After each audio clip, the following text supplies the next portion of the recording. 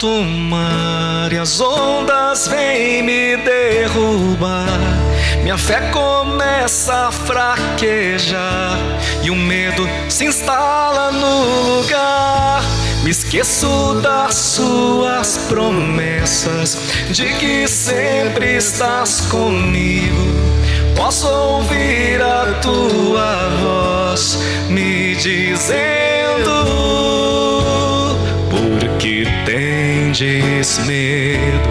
Por que tendes medo? Por que tendes medo? Por que tendes medo? Por que tendes medo? Por que tendes medo? Quando estou em alto mar e as ondas vêm me derrubar, minha fé começa a fraquejar e o medo se instala no lugar. Me esqueço das tuas promessas, de que sempre estás comigo. Posso ouvir a tua voz me dizendo: por que tendes medo? Por que tendes medo? Por que tendes medo? Por que tendes medo? Por que tendes medo? Por que tendes medo? Acalma minha tempestade, acalma o meu coração, devolve a paz que vem de ti, Senhor. Aumenta minha fé em ti, não me deixa fraquejar jamais. Ao som da tua voz tudo vai calar, só preciso esperar que a tempestade vais acalmar. Acalma minha tempestade, acalma o meu coração, devolve a paz que vem de ti, Senhor. Aumenta minha fé em ti, não me deixa fraquejar jamais. Ao som da tua voz tudo vai calar, só preciso esperar que a tempestade vais acalmar.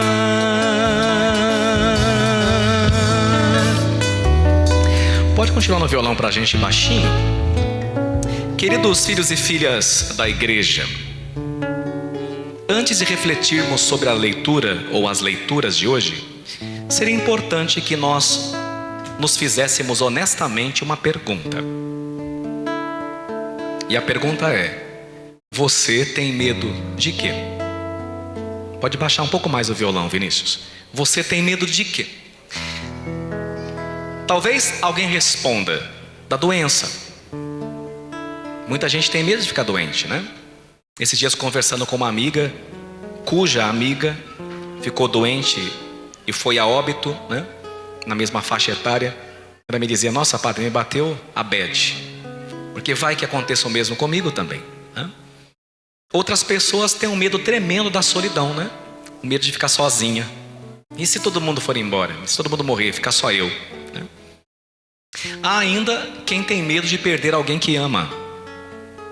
Às vezes a pessoa também fala para mim: nossa, padre, se minha mãe morrer, eu não sei o que vai ser de mim, né? Há ainda quem tenha medo de fracassar. E eu diria que a maioria esmagadora tem medo do futuro. O que vai ser? O que vai acontecer? Nós somos uma geração tremendamente ansiosa, né? Nunca se consumiu tanto remédio para ansiedade. Por que nós somos ansiosos? Porque quase nunca a gente está onde deve estar. Quase nunca. Até na missa. Fulano está na missa, a cabeça em Nárnia, né? Está na lua. Por isso que a gente fala o mundo da lua. Às vezes até no namoro. Às vezes eu saio por aí para almoçar em algum lugar e gosto de ver até como os namorados se comportam. com o olho na tela do celular, nem estão juntos fisicamente, mas não de espírito, de alma, de mente. Porque quase nunca a gente está onde deve estar. A gente está aqui já pensando na próxima programação, né? E o almoço vai ser quando mesmo? Quando sair daqui vou passar lá pegar a carne, né? É assim. E é por isso que nós somos cada vez mais uma geração de ansiosos que morrem de medo do futuro. E é justamente sobre isso que a palavra de Deus nos interpela hoje. Existe uma frase que aparece tantas vezes na Sagrada Escritura que nós poderíamos considerá-la como um dos grandes refrões da palavra de Deus. Aliás, uma curiosidade, né? Os biblistas, que são os exegetas, eles nos dizem que essa frase aparece de Gênesis a Apocalipse 365 vezes. Bem, caso você não tenha feito associação, quantos são os dias do ano? 365. Uma para cada dia. Põe na tela a turma da projeção. Tem aí? Turma da projeção, da Pascom. Receberam? Não? Bem, enquanto procuram, a frase é: não tenhais medo. Ela aparece 365 vezes. Mas alguém poderia me dizer assim: ah, mas tem ano que é bissexto, né? Aí é 366, né? O ano que é bissexto, Jesus falou assim: no mundo tereis tribulações. Acharam? No mundo tereis, deixa ela aí. No mundo tereis tribulações, mas tende coragem, porque eu venci o mundo, né? Então, para não ficar dúvida, se tivesse, quando o ano é bissexto, Jesus falou um pouco mais completo. E aí depois, na sua casa, fica como lição de casa. Você pode conferir depois na liturgia, pode levar o folheto. Você pode conferir, você vai perceber, se você contar, que ela aparece hoje só nessa missa 3 vezes. Não tenhais medo. Vamos falar juntos então 3 vezes. Vamos lá comigo? Não tenhais medo. Agora fala para o seu coração. Não tenhais medo. Agora fala para o medo que você tem do futuro, do medo do amanhã. Não tenhais medo. Pode deixar a frase aí, por favor. Deus disse a Abraão: não tenhas medo.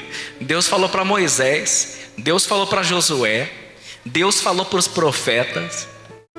O arcanjo São Gabriel, quando entrou no quarto de Nossa Senhora, falou para ela: não tenhais medo, Maria.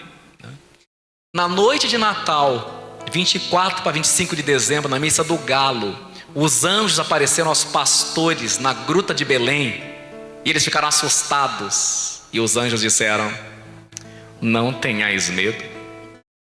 Jesus falou para os discípulos um toró de vezes: não tenhais medo.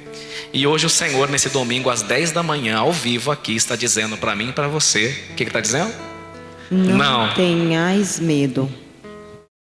E isso nos leva a uma pergunta importante.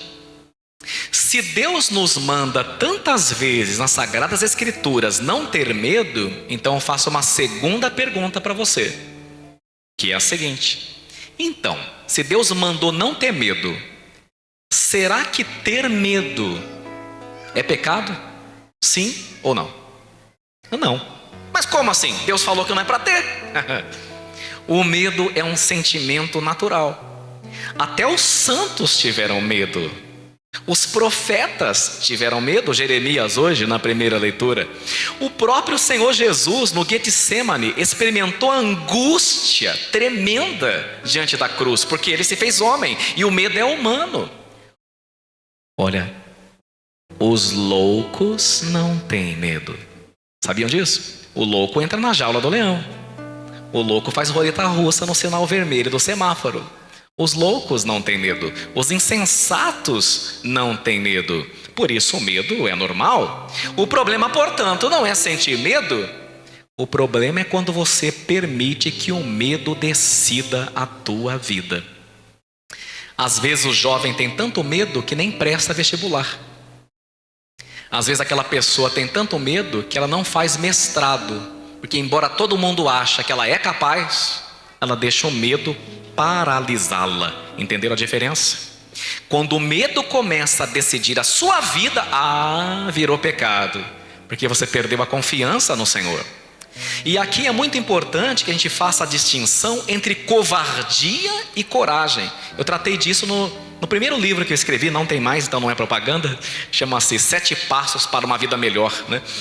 Nesse primeiro livro que eu tive a alegria de alguma década atrás escrever, eu falava sobre a diferença entre o covarde e o corajoso. Qual que é a diferença? Olha que interessante. A covardia é o medo consentido. E a coragem é um medo também, mas dominado. Perceba que em ambos os casos existe um medo. A diferença é que um permite que o medo o paralise, ao passo que o corajoso, mesmo com medo, ele vai mesmo assim, porque em ambos os casos o medo está ali. Portanto, o corajoso é aquele que sente medo, mas prefere obedecer a Deus. O covarde é aquele que também sente medo, mas prefere obedecer o medo e permite que o medo o paralise. Entendeu a diferença? Então, covardia, medo, consentido. Coragem, medo, dominado. Não permitir que o medo paralisasse a minha vida.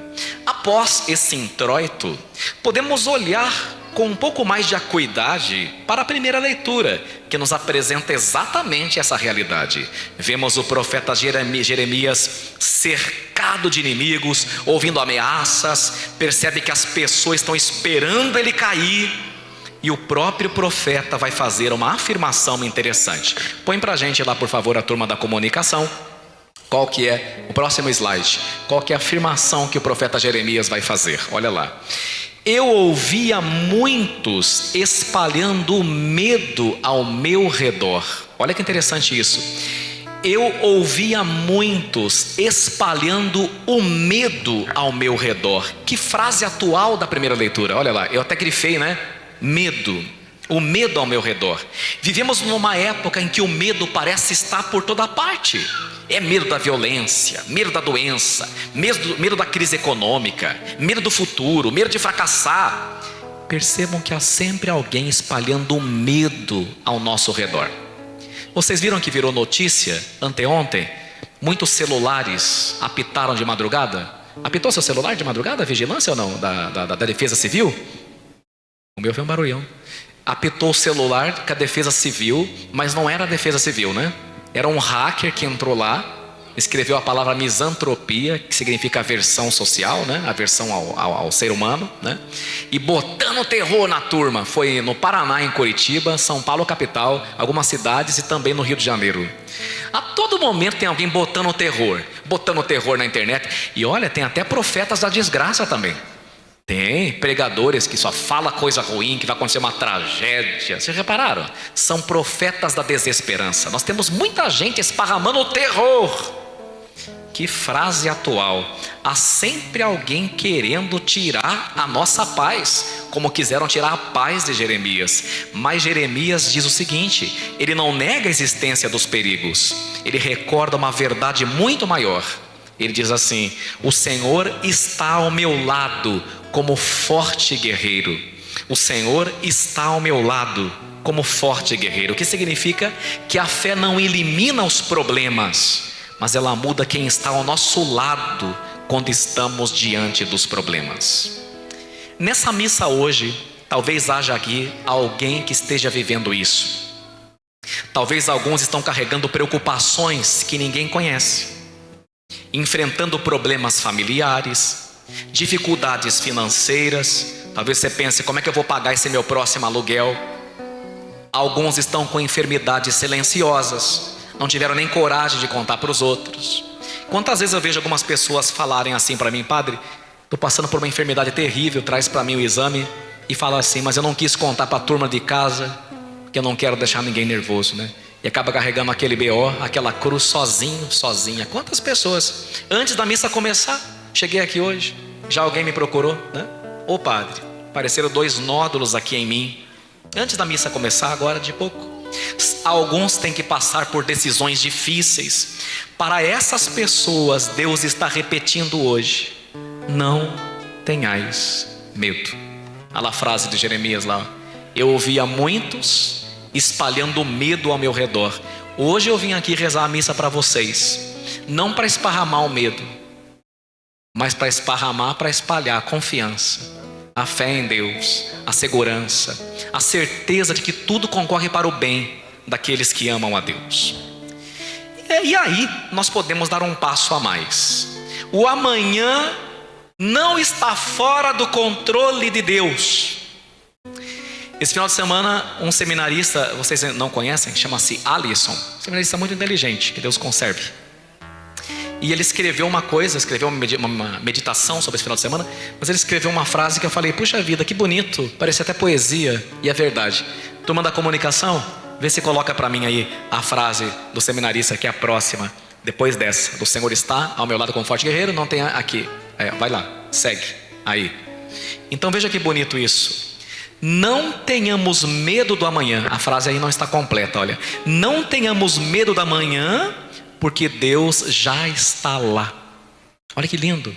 Não tenhamos medo do amanhã, Deus já está lá. Já parou para pensar nisso? A gente fica pensando, como é que vai ser amanhã, né? Vamos falar juntos? Agora a frase está completa, vamos lá. Não tenhamos medo do amanhã, Deus já está lá. A gente devia colocar essa frase hoje na internet, no Instagram para a turma, porque vai consolar o coração de muita gente que está nervosa, né? Por que ter medo do amanhã? Deus já está lá, né? Que coisa linda. Nós chegaremos, eu não sei se já parou para pensar nisso. Nós chegaremos ao amanhã pela primeira vez, né? Eu sei que eu estou fazendo uma pergunta que parece besta, mas é de propósito. Você vai chegar amanhã no amanhã, mas pela primeira vez, não é? Você já chegou no amanhã? Não. Você vai chegar lá amanhã pela primeira vez. Deus, porém, já está lá desde toda a eternidade. Será que você já parou para pensar que para Deus não existe ontem, nem amanhã? Para Deus tudo é hoje. Para Deus é hoje, Ele está na eternidade. Ninguém morre para Deus. Todo mundo está vivo para Deus. Então veja que interessante. Nós chegaremos ao amanhã pela primeira vez. Deus, porém, já está lá desde toda a eternidade, esperando a gente com seus abraços abertos e um sorriso no rosto. E é por isso que amanhã não deve nos assustar, porque Deus já está lá. Vamos falar mais uma vez. Não tenhamos medo do amanhã. Deus já está lá. Um dos maiores medos também do ser humano é o medo de falhar, né? O medo de falhar no casamento, o medo de falhar na educação dos filhos. A primeira vez que a gente vê um bebê na nossa frente e a gente é responsável por ele nessa vida e na outra, dá um desespero. Medo de fracassar no meu namoro, medo de fracassar no meu noivado, medo de fracassar nessa nova missão que me deram no meu trabalho, na minha empresa. Nós temos medo de fracassar. Entretanto, quando nós olhamos para a natureza, nós vemos Deus pregar para nós. Veja que interessante. Na natureza, um leão, quando sai para caçar, ele fracassa na maioria das vezes, tadinho do leão.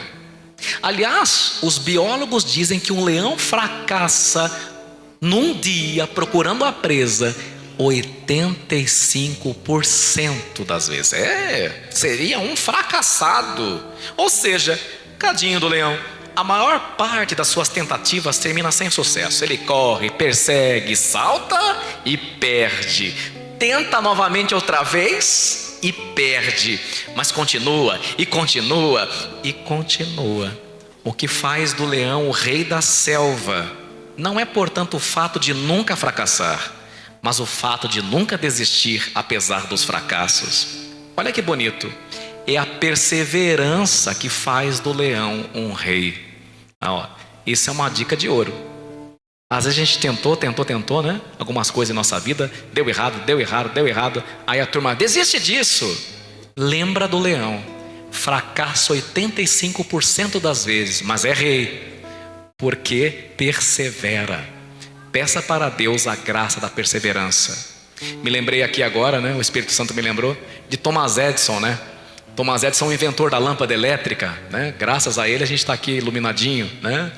Mas ele errou dezenas e dezenas de vezes. Aí um dia perguntaram para ele: ô Edson, você errou, não lembro quantas vezes, 90 vezes para fazer a lâmpada. Ele respondeu: não errei 90 vezes.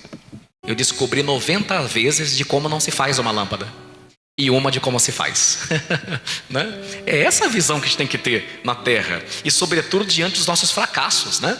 Fracassar não é o problema, mas o problema é que você desiste muito fácil, você para de perseverar muito fácil. É aí que está o seu problema. E agora, eu acho que a gente pode ir caminhando para o final. E como a gente vai para o final? No ápice, que é o Evangelho.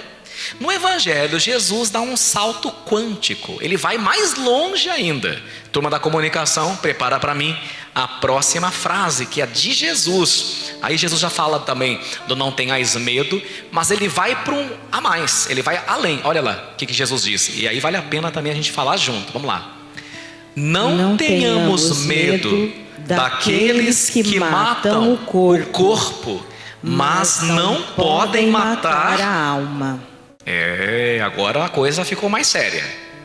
Jesus está nos ensinando hoje que existem coisas muito piores do que perder dinheiro, do que perder sua casa, do que perder prestígio, oportunidades. E ele vai mais exigente ainda. Ele fala que tem coisa muito pior do que você perder até sua saúde, do que você perder sua própria vida. E o que é pior que tudo isso? Ir para o inferno, isto é, perder a alma. Esse é o medo real que nós devemos ter, de sermos condenados, de terminar a nossa vida e não sermos santos como Santa Filomena foi.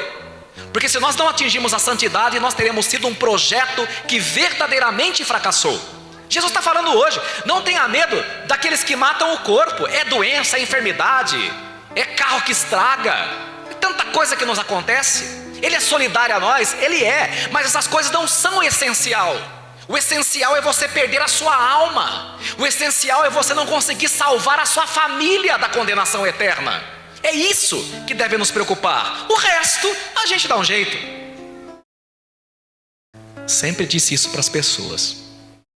Nenhum CNPJ vale um AVC. Nenhum CNPJ vale um AVC. Levanta, como diz a música, sacode a poeira e dá a volta por cima. E aí Jesus ir lá no osso, né? Ir lá no âmago, ir lá na alma. Se ficou alguma dúvida, agora ele vai lá dentro. E acho que é uma das frases mais bonitas do Evangelho. Põe lá para nós a próxima. Uma das frases mais bonitas. Essa é fantástica, né? A gente devia pensar muito nessa frase na nossa vida de Jesus. Vamos falar juntos? Até os cabelos da vossa cabeça estão todos contados. Comigo ele não vai ter dificuldade, né? Agora vai passar o Toy Story 5. Dizem que os calvos não vão pagar ingresso, né? Vamos ver se é verdade, né? E por que os calvos não vão pagar ingresso? Porque o Andy, há 31 anos atrás, tinha cabelo, né? Agora tem mais. Mas tudo bem, glória a Deus, né? Jesus não vai ter problema comigo. Mas quando o Senhor está falando que até os cabelos da tua cabeça estão contados, Ele está dizendo que Ele conhece os seus problemas. Mas mais do que isso, é que Ele conhece cada detalhe da tua existência. Ele está querendo dizer que nada que é teu passa despercebido ao olhar dele. Que nenhuma lágrima, nenhuma luta, nenhuma oração que você faz, até aquela meio mal feita que você começou, acabou dormindo, nenhuma noite de insônia, nenhuma noite que você passa em claro, nenhuma preocupação passa despercebido pelo Senhor. Porque se Ele sabe quantos fios de cabelo tem na tua cabeça, Ele sabe aquilo que te preocupa, aquilo que te incomoda, das tuas preocupações. Ele sabe decor e até melhor do que você. Queridos filhos e filhas, se até os cabelos da nossa cabeça estão contados, o Senhor também conta nossas lágrimas e as guarda. O Senhor também contabiliza nossos sofrimentos que carregamos em nosso coração e se importa com eles. Não permitamos que o medo governe a nossa vida. Muitas pessoas passam a vida inteira querendo controlar tudo, planejando tudo, calculando tudo, até acham que prevêem tudo. Mas a verdade é que os maiores presentes de Deus geralmente chegam sem aviso. E permitam-me aqui, já tendendo para o final, dar um pequeno spoiler espiritual sobre a sua vida. Eu vou dar aqui um spoiler do futuro para você, que é o seguinte: o dia mais feliz da tua vida, guarda bem o que eu vou falar, lá na frente você vai se lembrar de mim. O dia mais feliz da tua vida certamente não será planejado, porque será uma surpresa de Deus. Guarda isso. Deus é especialista em fazer nascer esperança onde só enxergávamos preocupação. Deus é especialista em abrir portas que nós achávamos que seriam para sempre fechadas, e é especialista em transformar cruzes em ressurreição. Não tenha medo das surpresas de Deus, porque o dia mais feliz da tua vida certamente não será planejado por você. Concluo. Um pai e seu filho pequeno estavam viajando de avião. Em determinado momento, o avião entrou dentro de uma nuvem e atravessou uma forte turbulência. As luzes começaram a piscar, os passageiros ficaram tensos e algumas pessoas até começaram a rezar em voz alta. O menino, porém, continuava desenhando com suas canetinhas e giz de cera tranquilamente. Depois que a turbulência passou, todo mundo se acalmou. Uma senhora olhou para o garotinho, e perguntou: você não ficou com medo não, é? E o garoto respondeu: um pouco. E ela falou: então por que você continuou tão tranquilo, todo mundo agitado e você aí de boa? Ele olhou para ela, sorriu e falou assim: meu pai é o piloto. A diferença não estava na ausência de tempestade. A diferença para aquele garotinho não estava na ausência de medo, ele até tinha. A diferença estava em saber quem estava conduzindo aquela aeronave. Filhos e filhas, a vida também passa por turbulências. Tende coragem, no mundo tereis tribulações, disse o Senhor. Há momentos em que tudo balança, em que não entendemos o que está acontecendo. Há momentos em que o medo da manhã parece nos tomar conta. E a questão não é se haverá tempestades, porque haverá. A questão é quem está pilotando a sua vida. Quem acredita que Deus está no comando pode até sentir medo, mas não entra em desespero. Não deixemos, portanto, que o medo nos impeça de viver aquilo que Deus preparou para nós, de vivermos as surpresas que Deus tem reservadas para nós. Que o medo não nos impeça de amar de novo, de perdoar, de servir, de sonhar, de recomeçar, de reabrir aquele projeto que você colocou dentro da gaveta, ou talvez que você tenha enterrado.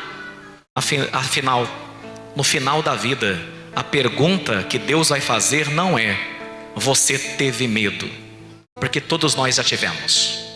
A pergunta que Deus vai fazer aos 45 do segundo tempo deste jogo lindo e difícil chamado vida será: o que você fez apesar do medo? Essa é a última pergunta que Deus vai fazer para nós. Quando a gente chegar diante dele, depois de ver uma vida aqui: e aí, filho, o que você fez apesar do medo que você sentiu? E que nós possamos responder essa pergunta da seguinte maneira: Senhor, lá na terra eu tive medo um montão de vezes, mas eu procurei confiar mais no Senhor do que nos meus medos, e por isso eu venci, e por isso eu estou aqui. Assim seja. Amém. Amém. Acalma minha tempestade, acalma o meu coração, devolve a paz que vem de ti, Senhor. Aumenta minha fé em ti, não me deixa fraquejar jamais. Ao som da tua voz, tudo vai calar, só preciso esperar que a tempestade vai se acalmar.